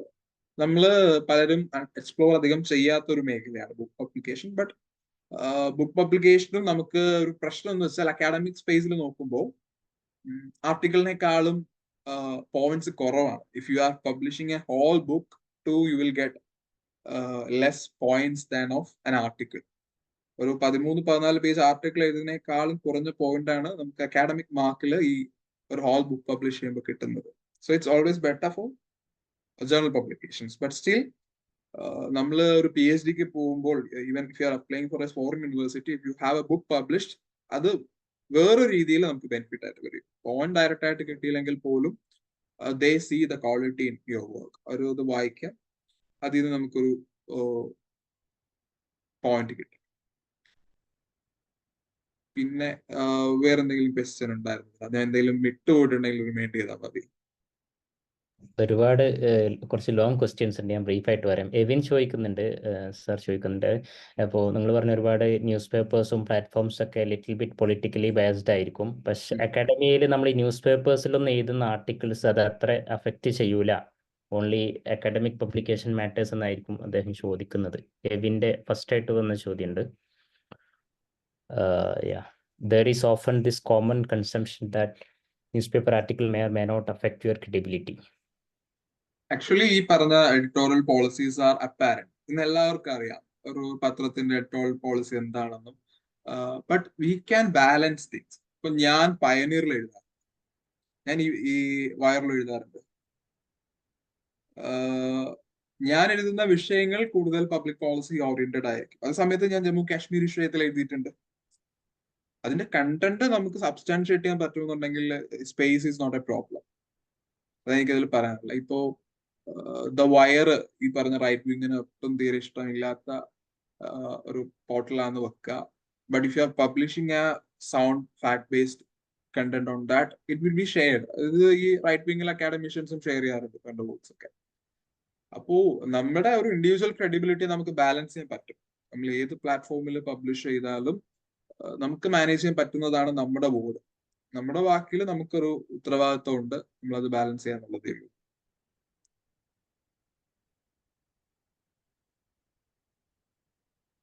പിന്നെ ഹരിദേവ് ചോദിച്ച ക്വസ്റ്റ്യൻ ഞാൻ വായിക്കുക, നമുക്ക് എങ്ങനെ കൂടുതൽ അക്കാഡമിക് ആക്കാം. അത് ഞാൻ നേരത്തെ ഒരു എക്സാമ്പിൾ പറഞ്ഞു. നമ്മൾ if you are telling that a politician is corrupt, all politicians are corrupt എന്ന് നമ്മൾ പറയുകയാണെങ്കിൽ it is not academic writing. അത് നമ്മൾ കുറച്ച് സബ്സ്റ്റാൻഷിയേറ്റീവ് ആയിട്ട് according to this particular data the corruption rate in this country is this, therefore we can make a general statement that politicians are mostly corrupt. അതിൽ നമുക്കൊരു data വേണം, ഒരു accurate ആയിട്ടുള്ള understanding വേണം, അതിനെ തിയറിറ്റിക്കൽ ആയിട്ടില്ലെങ്കിൽ നമ്മുടെ ഒരു അക്കാഡമിക് ലാംഗ്വേജിൽ പ്രസന്റ് ചെയ്യാൻ പറ്റണം. ഒരേ കാര്യം തന്നെ നമ്മൾ ഓരോ രീതിയിൽ പ്രസന്റ് ചെയ്യുക എന്നുള്ളതാണ് അക്കാഡമിക് റൈറ്റിംഗ്. പുതിയതായിട്ടൊന്നും ഇല്ല. വാട്ട് വി നോ അല്ലെങ്കിൽ what exist in the society is that. നമ്മൾ അതിനെ പ്ലെയിൻ ആയിട്ട് പറയാണ്ട് കൺസെപ്ഷണൽ ആയിട്ട് പറയുമ്പോഴാണ് അത് അക്കാഡമിക് റൈറ്റിംഗ് ആവുന്നത്. അതിന്റെ ഒരു സെമി പോർഷൻ ആണ് കോളം എന്ന് പറയുന്നത്, അല്ലെങ്കിൽ ന്യൂസ് പേപ്പർ കോളംസ് എന്ന് പറയുന്നത്. സോ അത് മോർ അക്കാഡമിക് ആക്കാൻ കൂടുതൽ ഡേറ്റ ഉപയോഗിക്കുക, കൂടുതൽ ഇൻഫോർമേഷൻ ഉപയോഗിക്കുക, എപ്പോഴും റെഫറൻസസ് മെയിൻറ്റെയിൻ ചെയ്യുക, ബാലൻസ്ഡ് പെർസ്പെക്റ്റീവ് ആക്കുക, ഒബ്ജക്റ്റീവ് ആകുക. നമ്മൾ എപ്പോഴും ഒബ്ജക്റ്റീവ് ആകുക എന്നുള്ളതാണ് അക്കാഡമിക് റൈറ്റിംഗിൽ പറയുന്നത്. Even if you have a political position or a stands on an issue, we can always cite sources. നമുക്ക് ബാലൻസ്ഡ് ആയിട്ടുള്ള സോഴ്സസ് സൈറ്റ് ചെയ്തിട്ട് നമുക്ക് നമ്മുടെ പൊസിഷൻ ക്ലിയർ ആയിട്ട് പറയാം. ഈ പറയുന്ന പോലെ അക്കാഡമിക് സ്പേസിൽ എല്ലാവരും ബയാസ്ഡ് ആണ്. ഈ പൊളിറ്റിക്സ് ഇല്ലാത്ത അക്കാഡമിഷ്യൻസ് ഒന്നും ഇല്ല. either they will be left, either will be right or center. എല്ലാവരും അങ്ങനെയാണ്. അപ്പൊ അത് പുതിയ ഒരു കാര്യമല്ല, അക്കാഡമിയിൽ എന്ന് നിലനിന്നിട്ടുള്ള ഒരു പ്രശ്നം തന്നെയാണ്. Then this dominance keep on fluctuating. ഒരു സ്റ്റേജ് നോക്കിക്കഴിഞ്ഞാൽ ഇന്ത്യൻ പൊളിറ്റിക്സിൽ അല്ലെങ്കിൽ ഇന്ത്യൻ അക്കാഡമിയിൽ മാർസിസ്റ്റ് പൊളിറ്റിക്കൽ റൈറ്റേഴ്സിന് ഒരു ഡോമിനൻസ് ഉണ്ടായിരുന്നു, അല്ലെങ്കിൽ ലെഫ്റ്റ് റൈറ്റേഴ്സിന് ഒരു അഡ്വാൻറ്റേജ് ഉണ്ടായിരുന്നു. കൂടുതൽ എഡിറ്റോറിയൽസും അല്ലെങ്കിൽ അതൊക്കെ ലെഫ്റ്റ് എയിനിങ് ആയിരുന്നു. അത് 2000-ഓടെ 90s തന്നെ ഷിഫ്റ്റ് ആയി, ഒരു ലിബറൽ പോളിസിയിലേക്ക് വന്നു. ഇപ്പൊ കൂടുതൽ റൈറ്റ് ആയിക്കൊണ്ടിരിക്കുകയാണ്. ബട്ട് ഇപ്പോ കൂടുതൽ ബാലൻസ്ഡ് ആണ്. അവർക്ക് മാർക്കറ്റ് ഇൻട്രസ്റ്റ് ഒബ്വിയസ്ലി വന്നപ്പോ obviously people are divided. നമുക്ക് ലെഫ്റ്റും റൈറ്റും സെന്ററും ഒക്കെ ഉണ്ട്. അപ്പോൾ these publications want all readers. അത് മാർക്കറ്റ് ഇൻട്രസ്റ്റ് വരും. So they want all writers. അപ്പൊ ഒബ്വിയസ്ലി നമുക്ക് സ്പേസ് ഉണ്ട്. നമ്മൾ ഏത് സൈഡ് എടുത്താലും we have the space. What we have to maintain is our credibility and our conviction on a topic അല്ലെങ്കിൽ on a political issue. Shamnad ചോദിച്ചൊരു question ഉണ്ട്, language develop ചെയ്യാനുള്ള വഴി. മേ ബി റൈറ്റിംഗ് സ്കിൽ എങ്ങനെ ഇമ്പ്രൂവ് ചെയ്യാന്നായിരിക്കും. Writing skill ഇപ്പൊ English language ആണ്. Obviously we have to read a lot, we have to write a lot. Gradually നമുക്ക് തുടങ്ങാനേ പറ്റുള്ളൂ. ഇപ്പോ ഞാൻ നേരത്തെ പറഞ്ഞു, നമ്മള് പബ്ലിക്കേഷൻസിൽ തന്നെ പല സ്റ്റേജസ് ഓഫ് പബ്ലിക്കേഷൻസ് ഉണ്ട്. ഇപ്പോ EPW, നമ്മൾ EPW തുടങ്ങാന്ന് വിചാരിച്ചു കഴിഞ്ഞാൽ നമ്മൾ വളരെ ഡിജക്റ്റഡ് ആയിപ്പോകും. കാരണം ദേ വിൽ റിജക്ട് ഇറ്റ്. നമ്മളിപ്പോ PhD സ്കോളേഴ്സ് പോലും സബ്മിറ്റ് ചെയ്തിട്ട് ടേക്ക് 1 year ടു റിപ്ലൈ, അല്ലെങ്കിൽ അത് റിജക്റ്റഡ് ആവും. അപ്പൊ അത് നമ്മുടെ പ്രശ്നം മാത്രമല്ല, ഈ ഒരു സ്ട്രക്ചറിന്റെ ഒരു ഇൻസ്റ്റിറ്റ്യൂഷണൽ ചലഞ്ച് കൂടിയാണ്. അപ്പൊ always try to start from the base. തുടങ്ങിക്കഴിഞ്ഞ് ഗ്രാജുവലി നമുക്ക് നമ്മുടെ സ്പേസ് ഉണ്ടാക്കി കഴിഞ്ഞാൽ we will get the acceptance and we will get published. അതാണ്. ഇപ്പൊ റൈറ്റിംഗ് പ്ലാറ്റ്ഫോംസിന് എങ്ങനെ അപ്രോച്ച് ചെയ്യാൻ ഒരാൾ ചോദിച്ചിട്ടുണ്ട്. സിംപ്ലി ഈ അക്കാഡമിക് പബ്ലിക്കേഷൻസ് ആണെങ്കിൽ we write to them, submit to them. അതിനകത്ത് വേറെ ഒരു രീതിയിലുള്ള റെഫറൻസും കാര്യമൊന്നും ഇല്ല. We simply write to them, they review it and publish. പിന്നെ ഒബ്വിയസ്ലി യൂണിവേഴ്സിറ്റീസിന് അവരുടേതായിട്ടുള്ള പബ്ലിക്കേഷൻസ് ഉണ്ടാവും, അതൊക്കെ കെയർ ലിസ്റ്റഡ് ആയിരിക്കും. So if you know a professor അല്ലെങ്കിൽ if you know a person handling that editorial section, you can write to them and they will help you to get published. അത് വേറൊരു space ആണ്. But always go for the big academic publications ആണെങ്കിൽ obviously എപ്പോഴും accepted ആയിട്ടുള്ളത് Sage അല്ലെങ്കിൽ Taylor and Francis. So UGC care list നമുക്ക് നോക്കാം. അതിൽ വരുന്ന പബ്ലിക്കേഷൻസ് ആണ് കൂടുതൽ വാല്യൂ. പിന്നെ എപ്പോഴും മനസ്സിലാക്കുക നമ്മൾ എഴുതുന്നതിന് എന്ത് വാല്യൂ ഉണ്ട്. ഇപ്പൊ ഞാൻ നേരത്തെ പറഞ്ഞ ബുക്ക് പബ്ലിഷ് ചെയ്യുക എന്നുള്ളതിനേക്കാളും നമുക്ക് പ്രാക്ടിക്കലി മാർക്ക് കൂടുതൽ കിട്ടുന്ന ജേണലാണ്. അപ്പൊ നമ്മുടെ ടാർഗറ്റ് അതാണ്. PhD ഒരു അല്ലെങ്കിൽ നമ്മളൊരു ടീച്ചിങ് പോസ്റ്റിന് ഇന്റർവ്യൂവിന് പോകുമ്പോൾ നമുക്ക് മാർക്ക് കൂടുതൽ വേണമെന്നുണ്ടെങ്കിൽ we should focus more on academic publication than in book. ഒരു ബുക്ക് പബ്ലിഷിനേക്കാളും ഇത് നോക്കാം. And if you are interested in this think tank area, നമ്മളൊരു ഇന്റർനാഷണൽ ഓർഗനൈസേഷനിൽ വർക്ക് ചെയ്യാനാണ് ഇൻട്രസ്റ്റ് എങ്കിൽ they mostly prefer on books. അവർ ബുക്സ് നോക്കും. നമ്മളൊരു സബ്ജക്ട് എക്സ്പേർട്ട് ആണ്, നമ്മൾ ആ ബുക്കിൽ സബ്ജക്ട് എത്രത്തോളം കവർ ചെയ്തിട്ടുണ്ട്, അതിന്റെ ഒരു സെയിൽ എങ്ങനെ പോയി എന്നൊക്കെ നോക്കിയിട്ടായിരിക്കും അവർ അക്സെപ്റ്റ് ചെയ്യുക. അപ്പൊ നമ്മൾ നമ്മുടെ ഗോൾ സെറ്റ് ചെയ്തിട്ട് ഏത് സ്പേസ് പബ്ലിഷ് ചെയ്യാന്നുള്ളത് ഡിസൈഡ് ചെയ്യുക എന്നുള്ളതാണ് അതിനകത്ത് ചെയ്യാനുള്ള. എന്താ ക്വസ്റ്റ്യൻ ലിറ്ററേച്ചർ. പിന്നെ നമുക്ക് ടൂൾസ് ഒക്കെ ഉപയോഗിക്കാം കേട്ടോ. ഇപ്പൊ റൈറ്റിംഗ് സ്കില്ലിന് ഇപ്പോ ഒബ്വിയസ്ലി ഗ്രാമർലി ഒക്കെ യൂസ് ചെയ്യാം. നമ്മൾ കൂടുതൽ ഇപ്പൊ യൂണിവേഴ്സിറ്റീസ് എല്ലാം ഏകദേശം നമുക്ക് പ്രീമിയം ആക്സസ് പ്രൊവൈഡ് ചെയ്യുന്നുണ്ട്. ഇപ്പൊ സെൻട്രൽ യൂണിവേഴ്സിറ്റീസ് ഒക്കെ പ്രൊവൈഡ് ചെയ്യുന്നുണ്ട്. So make use of Grammarly and similar platform. പിന്നെ ഞാൻ റെക്കമെൻഡ് ചെയ്യാത്ത കുറെ പ്ലാറ്റ്ഫോംസ് ഉണ്ട്, നമ്മളെ യങ്സ്റ്റേഴ്സ് യൂസ് ചെയ്ത് കാണുന്നുണ്ട്, ഈ ക്വിൽബോട്ട് പോലെയുള്ള. ബട്ട് അത് റിയലി നമ്മുടെ റൈറ്റിംഗ് സ്റ്റാൻഡേർഡിനെ വല്ലാണ്ട് ഡെറ്റോറേറ്റ് ചെയ്യും. കാരണം ക്വിൽബോട്ട് ജസ്റ്റ് പാരാഫ്രൈസ് ചെയ്യുന്നത് തന്നെ അതിന്റെ ഞാൻ കണ്ടിട്ടുണ്ട്. ഞാൻ PG ചെയ്യുന്ന സമയത്ത് 2 ദിവസം 3 ദിവസം കൊണ്ട് ഡെസർട്ടേഷൻ തീർത്തിട്ടുള്ള കുട്ടികളുണ്ട്. അപ്പം നമുക്കത് മനസ്സിലാവും എന്നുള്ളതാണ്. എഡിറ്റോറിയൽ സ്പേസിലുള്ള ഒരാൾക്ക് മനസ്സിലാവും. പിന്നെ മനസ്സിലായിട്ടും അക്കാഡമിക് സ്പേസിൽ കണ്ണടക്കുന്നതാ ടീച്ചേഴ്സ് ഒരുപക്ഷെ പോട്ടെ, ഒരുപക്ഷെ അവരും അത് യൂസ് ചെയ്തിട്ടുള്ളതുകൊണ്ട്. But editorial space in academic publication and is news is completely different. അവർ മെയിൻറ്റെയിൻ ചെയ്യുന്ന ഒരു ലെവൽ ഓഫ് സ്റ്റാൻഡേർഡ് ഉണ്ട്. At least these mainstream medias. അതിലവരിപ്പോ ഹിന്ദു ഒന്നും കോംപ്രമൈസ് ചെയ്യത്തില്ല. ഹിന്ദു അല്ലെങ്കിൽ ദ സ്റ്റേറ്റ്മാൻ അല്ലെങ്കിൽ ദ ട്രിബ്യൂൺ ഒന്നും ഈ അക്കാഡമിക് ക്വാളിറ്റി അല്ലെങ്കിൽ പബ്ലിക്കേഷൻ ക്വാളിറ്റിയിൽ അവർ കോംപ്രമൈസ് ചെയ്യത്തില്ല. അതേപോലെ തന്നെയാണ് സേജ് ആയാലും ടൈലർ ആൻഡ് ഫ്രാൻസിസ് ആയാലും EPW ആയാലും. They won't compromise on this quality of content. അപ്പോ നമ്മുടെ ടാർഗറ്റ്സ് ഹൈ ആണെന്നുണ്ടെങ്കിൽ we should rely mostly on credible sources. അതാണ് ഞാൻ നേരത്തെ പറഞ്ഞു. നമുക്ക് AI മാറ്റി നിർത്താൻ പറ്റില്ല, ഈ ടൂൾസിനെ മാറ്റി നിർത്താൻ പറ്റില്ല. ബട്ട് നമ്മളായിരിക്കണം ടൂൾസിനെ ഉപയോഗിക്കേണ്ടത്. കംപ്ലീറ്റ്ലി ടൂൾസ് നമ്മൾ യൂസ് ചെയ്യുന്ന ഒരു രീതിയിലേക്ക് വരരുത്.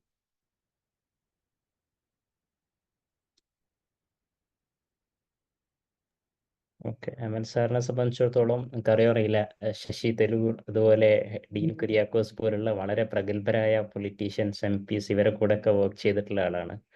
അപ്പോ ആ ഒരു എക്സ്പീരിയൻസിനെ പറ്റി you want to comment towards? ഞാൻ നേരത്തെ മെൻഷൻ ചെയ്തു, നമുക്കുള്ള ഒരു ഓപ്പർച്യൂണിറ്റി കൂടിയാണ് ഈ പൊളിറ്റിക്കൽ ഓഫീസേഴ്സ്. ഇപ്പോൾ പൊളിറ്റിക്കൽ പാർട്ടീസിൽ ഇപ്പൊ ഞാൻ കറന്റ് വർക്ക് ചെയ്യുന്ന കോൺഗ്രസ് പാർട്ടിയുടെ പോളിസി ഓഫീസർ ആയിട്ട്.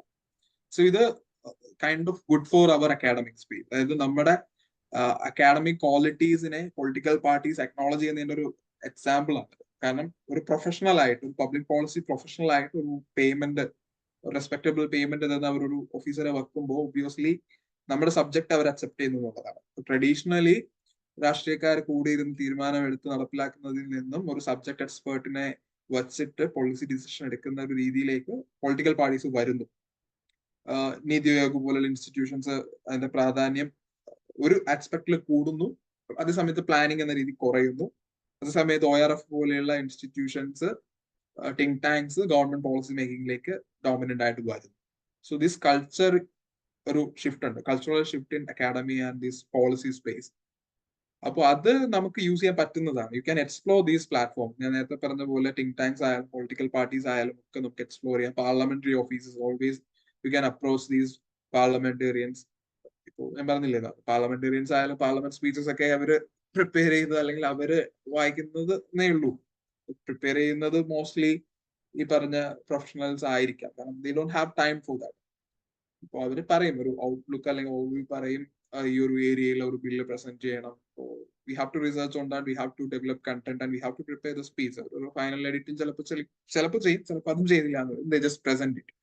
സോ അതിനകത്ത് 2 ആസ്പെക്ട് ഉണ്ട്. One, we get the self satisfaction that we are involve in this particular policy. ഇപ്പോൾ ഹെൽത്ത് കെയർ റിലേറ്റഡ് ആയിട്ടുള്ള ഒരു പോളിസി, ഒരു ബില്ലിൽ ഞാൻ വർക്ക് ചെയ്തിട്ടുണ്ടായിരുന്നു. It got presented in the Lok Sabha as A private member. So we get A kind of satisfaction that V work in that. അത് നടപ്പിലായാലും ഇല്ലെങ്കിലും we get that satisfaction. അത് ഇതിന്റെ അകത്ത് വേറൊരു കാര്യമാണ്. പിന്നെ ഈ പാർലമെന്ററി പോസ്റ്റസിലെ പ്രശ്നം വെച്ചാൽ മോസ്റ്റ്ലി അണ്ടർപെയ്ഡ് ആണ്. We get that exposure. Obviously നമുക്ക് കോൺടാക്ട്സ് കിട്ടും, നമുക്ക് എക്സ്പോഷർ കിട്ടും. ബട്ട് അത് മാത്രമായിട്ട് നമുക്ക് ഒരു ജോബ് ആയിട്ട് എടുക്കാൻ പറ്റില്ല. കാരണം പാർലമെന്ററി ഓഫീസസിലൊക്കെ പേയ്മെന്റ് കിട്ടുന്ന 1-2 ആൾക്കാർ മാത്രമേ ഉണ്ടാവുള്ളൂ. അവര് പാർലമെന്റിൽ നിന്ന് കിട്ടുന്ന സാലറി ആയിരിക്കും. So they will be kind of ഈ പൊളിറ്റീഷ്യൻസിന് വളരെ ലോങ് ആയിട്ട് അറിയുന്ന, അവരുടെ കൂടെ വളർന്നു വന്നിട്ടുള്ള ഈ പറയുന്ന സെക്രട്ടറീസ് ഒക്കെ ആയിട്ടിരിക്കുന്ന ആൾക്കാരായിരിക്കും. അത് എസ്റ്റാബ്ലിഷ്ഡ് ആയിരിക്കും. ആ ഒരു സ്പേസിലേക്ക് ആസ് എ ന്യൂ കമർ നമുക്ക് എത്തിപ്പെടാൻ പറ്റില്ല. Then we can approach the young parliamentarians and young politicians. Obviously അതൊരു ഫ്യൂച്ചറാണ്. ഇപ്പോഴേ നമുക്ക് അവരുമായിട്ട് അസോസിയേറ്റ് ചെയ്യാൻ പറ്റുമെങ്കിൽ we will have a future in that space. അതാണ് എനിക്ക് ഈ ഒരു പൊളിറ്റിക്കൽ ഓഫീസ് സ്പേസിനെ കുറിച്ച് പറയാനുള്ളത്. But you have to bear in mind that these political officers are not that sweet or positive as it is apparent outside.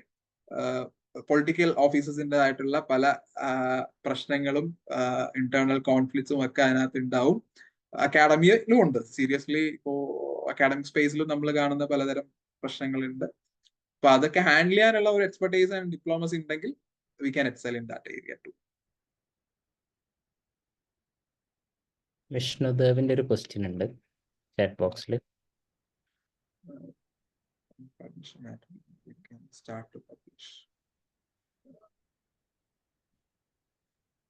Okay, അങ്ങനെ ഒരു പ്രശ്നമില്ല. ആക്ച്വലി ഞാൻ ഫസ്റ്റ് പബ്ലിഷ് ചെയ്യുന്ന സേജിലാണ്. എന്റെ first publication was on Sage. അത് ഒരു analysis on Woodrow Wilson's essay, public അഡ്മിനിസ്ട്രേഷനിൽ വുഡ്രോ വിൽസന്റെ ഒരു എസ്സേ ഉണ്ടായിരുന്നു.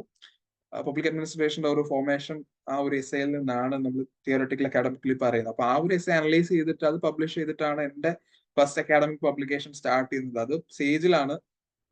UG ഫൈനൽ ഇയറിന്റെ സമയത്ത് ആണ് അത് ചെയ്തിട്ടുള്ളത്. അപ്പോൾ നമ്മളിപ്പോ പബ്ലിഷ് ചെയ്തിട്ടില്ലെങ്കിൽ നമുക്ക് ഫസ്റ്റ് പബ്ലിക്കേഷൻ ഒബ്വിയസ്ലി ട്രൈ ചെയ്യാം, അതിൽ പ്രശ്നമില്ല. V can go for sage.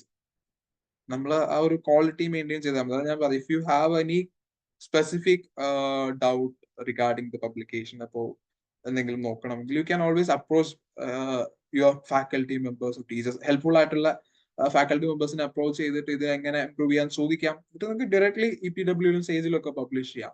അപ്പോഴും പറയുന്ന ഒരു കാര്യം വെച്ചാൽ കുറച്ച് കോൺഫിഡൻഷ്യൽ ആയിട്ട്, ഇഫ് യു ക്യാൻ ട്രസ്റ്റ്, ഈ ഐഡിയാസ് അല്ലെങ്കിൽ കണ്ടന്റ് ഒക്കെ ഭയങ്കര വാല്യുബിൾ ആണ്. നമുക്കത് മനസ്സിലാവില്ല. ഇപ്പോൾ നമ്മൾ വളരെ റാൻഡം ആയിട്ട് ഒരു ഐഡിയ നമ്മൾ ചില ആൾക്കാരുടെ പോയിട്ട് ഡിസ്കസ് ചെയ്യും. എനിക്ക് എന്റെ എക്സ്പീരിയൻസ് ഞാൻ പറയുകയാണ്.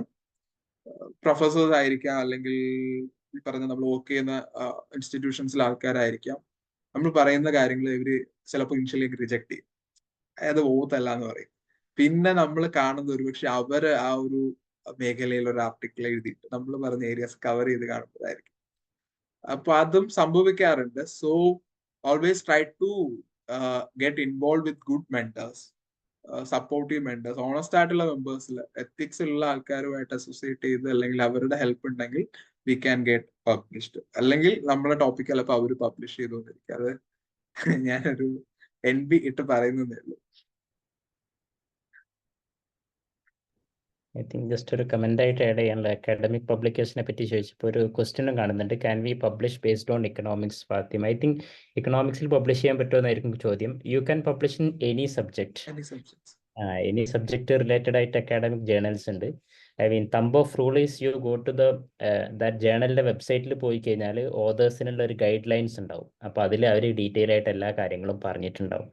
For your purpose, I mean, some indexations are there. Scopus index type, Scopus index ഉണ്ട്, അതുപോലെ വെബ് ഓഫ് സയൻസ് ഉണ്ട്, മാനേജ്മെന്റിലാണെങ്കിൽ ABDC, അങ്ങനെ കുറച്ച് റേറ്റിംഗ് കൊടുക്കുന്ന ഇതുണ്ട്. അതിനനുസരിച്ച് നമ്മൾ പബ്ലിഷ് ചെയ്ത് കഴിഞ്ഞാൽ നമ്മളെ CVക്കും അതിനനുസരിച്ചുള്ള ഒരു കനമുണ്ടാവും. അപ്പോൾ അത് ശ്രദ്ധിക്കുക. I mean, anyway, thank you so much, Amal sir, for your valuable time. I mean, you have been so frank. I mean, വളരെ നൈസായിട്ടാണ് കാര്യങ്ങൾ സംസാരിച്ചതും വളരെ ഈസി ആയിട്ട് മനസ്സിലാവുന്ന രൂപത്തിൽ. Thank you so much. വേറെ ഇനി ക്വസ്റ്റ്യൻസ് ആർക്കെങ്കിലും? Okay, Aditya is rising hand. I mean, I don't know, does he having any question or something? Hello sir. Hello, കേൾക്കാമോ സാർ? ഞാൻ സർ, നമുക്ക് ഈ ഒരു ടോപ്പിക്കിൽ ഒരു ഓണ്ടർപ്രണർഷിപ്പ് തുടങ്ങുന്നതിന്റെ, അല്ലെങ്കിൽ അതുമായി ബന്ധപ്പെട്ട ഒരു, ഫോർ എക്സാമ്പിൾ തിങ്ക് ടാങ്ക് ഒക്കെ തുറന്നതിനെ പറ്റിയുള്ള അത്തരം, ഞാൻ പകുതിക്ക് വെച്ചാണ് കയറിയത്. അപ്പം സാറിന്റെ പറഞ്ഞുകൊണ്ടിരുന്നത് ഞാൻ കേട്ടായിരുന്നു, അതിനെപ്പറ്റി മൊത്തം കേട്ടില്ല. അപ്പൊ അതിന്റെ ഒരു സാധ്യതയെ കുറിച്ച് സംസാരിക്കാം. The floor is always open for institutions. ഞാൻ നേരത്തെ പറഞ്ഞില്ല, ഞാൻ വർക്ക് ചെയ്ത് CPPR തുടങ്ങിയത് PG കഴിഞ്ഞിട്ടുള്ള ഒരു 3 യങ്സ്റ്റേഴ്സ്. ബട്ട് ഒബ്വിയസ്ലി നമുക്ക് ഒരുപാട് ചലഞ്ചസ് ഉണ്ടാവും.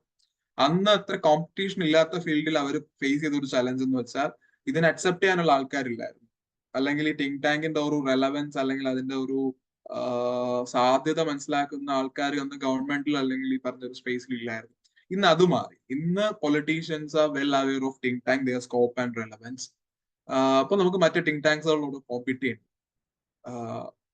So we can always go for that. പിന്നെ ചെയ്യാൻ പറ്റുന്ന നമുക്ക് സബ്ജക്ട് സ്പെസിഫിക് ആയിട്ടുള്ള തിങ്ക് ടാങ്ക്സ് വരാം. ഇപ്പോ ഒബ്വിയസ്ലി കേരളം എടുക്കുകയാണെങ്കിൽ ഒരു വലിയ സ്പേസ് നമുക്കുണ്ട്. കേരളത്തിലെ തിങ്ക് ടാങ്ക്സിന്റെ എണ്ണം വളരെ ലിമിറ്റഡ് ആണ്. അതിൽ തന്നെ ക്രെഡിബിൾ ഇൻസ്റ്റിറ്റ്യൂഷൻസ് വളരെ കുറവാണ്. അപ്പോൾ obviously if you can excel in one particular area we can do for that. അതിൽ നമ്മൾ ആദ്യം ആ സബ്ജക്ട് എക്സ്പെർട്ട് ആവുക. നമ്മളോട് വന്നിട്ട് വൈ എന്ന് ചോദിക്കുമ്പോൾ വി ഹാവ് ടു ആൻസർ. നമ്മൾ എന്തുകൊണ്ട് ഈ സ്പേസിൽ വർക്ക് ചെയ്യുന്നു, ഈ തിങ്ക് ടാങ്കിൽ വർക്ക് ചെയ്യുന്നു. പിന്നെ പ്രാക്ടിക്കൽ ആയിട്ടുള്ള കുറച്ച് കാര്യങ്ങൾ പറഞ്ഞാൽ always go four think tank with 2 or 3 people who are mostly trustworthy, your core team. ഇപ്പൊ പെട്ടെന്നൊരു സിമിലർ ഇൻട്രസ്റ്റ് പറയുന്ന ആളെ കൂട്ടിയിട്ട് ചെയ്തു കഴിഞ്ഞാൽ this is a very very competitive space. ഇത് നമ്മൾ ലോങ് ടേം പ്രോസ്പെക്റ്റിൽ തുടങ്ങുന്ന ഒരു സ്ഥാപനമായിരിക്കും. So always go with people who are core to you. അതും ഒരു 2-3 പേരിൽ ലിമിറ്റ് ചെയ്തിട്ട് you can always go for the think tank. അതിന്റെ രജിസ്ട്രേഷൻ പ്രോസ്പെക്ട്സ് ഒക്കെ വളരെ സിമ്പിൾ ആണ്. You can register it as a trust or an NGO. Trust ആണെങ്കിൽ ഒരു 5,000 to 50,000 റുപ്പി ആവും. നമ്മുടെ ഈ ഒരു ഇൻവെസ്റ്റ്മെന്റിന്റെ ഇതുകൂടി വെച്ചിട്ട് രജിസ്റ്റർ ചെയ്യാം. രജിസ്ട്രേഷൻ ആക്ട് വെച്ച് ചെയ്യാം, സൊസൈറ്റി ആക്ട് വെച്ച് ചെയ്യാം, NGO ആക്ട് വെച്ചിട്ടും ചെയ്യാം. അപ്പൊ അതിന്റെ ഡീറ്റെയിൽസ് വേണമെങ്കിൽ എന്നെ അപ്രോച്ച് ചെയ്താൽ ഞാൻ പറഞ്ഞുതരാം. U can always Google and get it. അതൊരു ഓപ്പൺ സ്പേസ് ആണ്. ആക്ച്വലി ആരും എക്സ്പ്ലോർ ചെയ്യാത്തൊരു സ്പേസ് ആണ്. അതിന്റെ ഇനിഷ്യൽ ഇൻവെസ്റ്റ്മെന്റ് ഉണ്ടാവും obviously. But if you can do something or contribute to a particular field or anything, that can take you to great heights. വലിയൊരു opportunity ഉള്ള space ആണ് actually think tank space എന്നുള്ളത്. But obviously initially നമ്മൾ ചിലപ്പോൾ ഒരുപാട് struggle ചെയ്യേണ്ടി വരും. ഞാൻ ഈ CPPR തന്നെ ധനുരാജിന്റെ ഒക്കെ സംസാരം പുള്ളിക്കാരൊക്കെ പറഞ്ഞിട്ടുണ്ട്. അവരെ ഏർലി സ്റ്റേജിൽ അവർ നടത്തിയ ഒരുപാട് struggles. They have to go wait for long hours to get an appointment. അന്നത്തെ ഒരു IAS കാരന്റെ ഒക്കെ പെരുമാറ്റമൊക്കെ കേട്ട് കഴിയുമ്പോൾ നമുക്ക് മടുത്തു പോകുന്ന ആയിട്ട് തോന്നും. But once you overcome that stage, you get that exposure, you get the income, you get the respect in the space. അതാണ് ആ ഒരു opportunity. It is complicated and competitive, but it offers a lot of opportunity and a lot of progression. അതാണ്. പിന്നെ നിങ്ങൾക്ക് എന്തെങ്കിലും specific doubts എന്തെങ്കിലും ഉണ്ടെങ്കിൽ feel free to contact me. എന്നെ അമൽ സാർ എന്നൊന്നും വിളിക്കേണ്ട കാര്യമില്ല. ആക്ച്വലി ഞാൻ വളരെ യങ്ങാണ്. എനിക്കൊന്ന് അബ്ദുൽ ലത്തീഫിനെ ഒക്കെ ഒരു ഏജ് ഒക്കെ ആയിരിക്കും തോന്നുന്നു. എന്നെ അമൽ എന്ന് വിളിച്ചാൽ മതി. എനിക്കത് കൂടുതൽ ഇഷ്ടം. അമൽ ചന്ദ്ര എന്ന് വിളിച്ചാൽ മതി. You can always feel free to contact me. എന്റെ ഇമെയിലോ ഫോൺ നമ്പറോ ഒക്കെ നിങ്ങൾക്ക് വാങ്ങിക്കാം. I am always a friend of Polygrad. So always feel free to contact me for any kind of support. Okay, thank you so much Amal. അപ്പോൾ പ്രത്യേകിച്ച് വളരെ insightful ആയൊരു സെഷൻ ആയിരുന്നു. നമുക്ക് നല്ല രൂപത്തിൽ കണക്ട് ചെയ്യാൻ പറ്റുന്ന, വളരെ ഫ്രാങ്ക് ആയിട്ട് ഓരോ സംഗതിയെ പറ്റി സംസാരിച്ചു. പല സമയത്ത് നമ്മൾ പല ടോക്കും കേട്ട് കഴിഞ്ഞാൽ വളരെ ഡിപ്ലോമാറ്റിക് ആയിട്ടും ആളുകൾ സംസാരിക്കുക. അപ്പോൾ നമുക്ക് എവിടെ ടച്ച് ചെയ്യാതെ സംസാരിക്കും. പക്ഷേ ഇത് നമുക്ക് വളരെ സ്ട്രൈറ്റ് ഫോർവേഡ് ആയിട്ട് ഓരോ കാര്യങ്ങളും വളരെ വ്യക്തമായിട്ടാണ് അമൽ നമ്മളോട് സംസാരിച്ചത്. We are so happy. അമലിനെ സംബന്ധിച്ചിടത്തോളം പറയുകയാണെങ്കിൽ ഒരുപാട് ഓർഗനൈസേഷൻസുമായിട്ട് വെൽ കണക്റ്റഡ് ആണ്, വർക്ക് ചെയ്തിട്ടുണ്ട്. തിങ്ക് ടാങ്കുകളായിട്ടും അതുപോലെ പൊളിറ്റീഷ്യൻസ് ആയിട്ടും അക്കാഡമിക് സ്പേസിലും ഒക്കെ. അപ്പം ഇങ്ങനെ ഇതുപോലുള്ള എക്സ്പെർട്ടീസിലുള്ള ആളുകളൊക്കെ നിങ്ങൾ നല്ല രൂപത്തിൽ ഉപയോഗപ്പെടുത്താൻ വേണ്ടി ശ്രമിക്കുക. അതേസമയം അവരെ കോൺടാക്ട് ചെയ്യുമ്പം അവർ also busy with their own works. അപ്പം വളരെ പ്രൊഫഷണലായിട്ട് അവരെ കോൺടാക്ട് ചെയ്യാവൂ എന്നുകൂടെ ശ്രദ്ധിക്കുക. ഫോളോ അപ്പ് ഒക്കെ ചെയ്യുമ്പോൾ അതൊന്നും ശ്രദ്ധിക്കണം. That's all.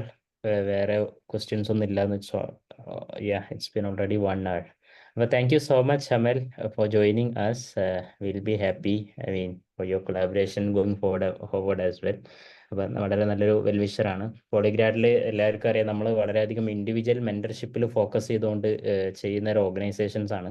അപ്പോൾ നമ്മൾ സ്റ്റുഡൻസ് നമ്മോട് അസോസിയേറ്റ് ചെയ്യുന്ന എല്ലാവരെയും അവരുടെ ജസ്റ്റ് ആ ഒരു എക്സാം പാസ് ചെയ്യിക്കുക എന്നതിലുപരിയായിട്ട് അവർക്ക് കരിയറിലും അവർക്ക് എന്ത് ഹെൽപ്പ് വേണമെങ്കിലും ചെയ്യാൻ വേണ്ടിയിട്ട് പോളിഗ്രാഡിൻ്റെ ടീം അവർ നമ്മൾ നല്ല രൂപത്തിൽ അതിന് വേണ്ടിയിട്ട് ഡെഡിക്കേറ്റഡ് ആയിട്ട് നിൽക്കുന്ന ഒരു ടീമാണ്. അതിൽ നമ്മളടുത്ത് എക്സ്പെർട്ടീസ് ഇല്ലെങ്കിലും അത് ഔട്ട്സോഴ്സ് ചെയ്തിട്ട് ഇപ്പം നമ്മൾ അത് ചെയ്തു കൊടുക്കാൻ വേണ്ടി റെഡിയാണ്. എനിവേ നമ്മളെ പോളിഗ്രാഡിൻ്റെ അസോസിയേറ്റ് ചെയ്ത സ്റ്റുഡൻസ് ആണെങ്കിലും സ്റ്റേക്ക് ഹോൾഡേഴ്സ് എല്ലാവരും അവർക്ക് നല്ലൊരു കരിയർ ഉണ്ടാവുക എന്നുള്ളതിന് വേണ്ടിയിട്ടാണ് നമ്മൾ ഇത്രയും പാഷനേറ്റ് ആയിട്ട് വർക്ക് ചെയ്യുന്നത്. അപ്പോൾ ആർക്ക് എന്ത് ബുദ്ധിമുട്ടുണ്ടെങ്കിലും എന്ത് ആവശ്യങ്ങളുണ്ടെങ്കിലും you can contact any of us. We will get you in touch with the right person. We have lot of expertise. അപ്പോൾ ഇതൊക്കെ യൂസ് ചെയ്തുകൊണ്ട് ഓരോരുത്തരും അവരുടെ ഗ്രോത്ത് ഫോക്കസ് ചെയ്യുക എന്ന് അവസാനമായിട്ട് പറയാണ്. അപ്പോൾ thank you so much once again. Thank you all for joining. Thank you. നമുക്ക് എൻഡ് ചെയ്യാം അല്ലേ? വൈൻഡ് അപ്പ് ചെയ്യാൻ തോന്നുന്നു. Okay, Yeah, then sure. bye. It was nice interacting with you all and good questions too. Keep in Okay, touch. Thank you. thank you so much. Welcome. Good night. Bye bye. Take care. Bye.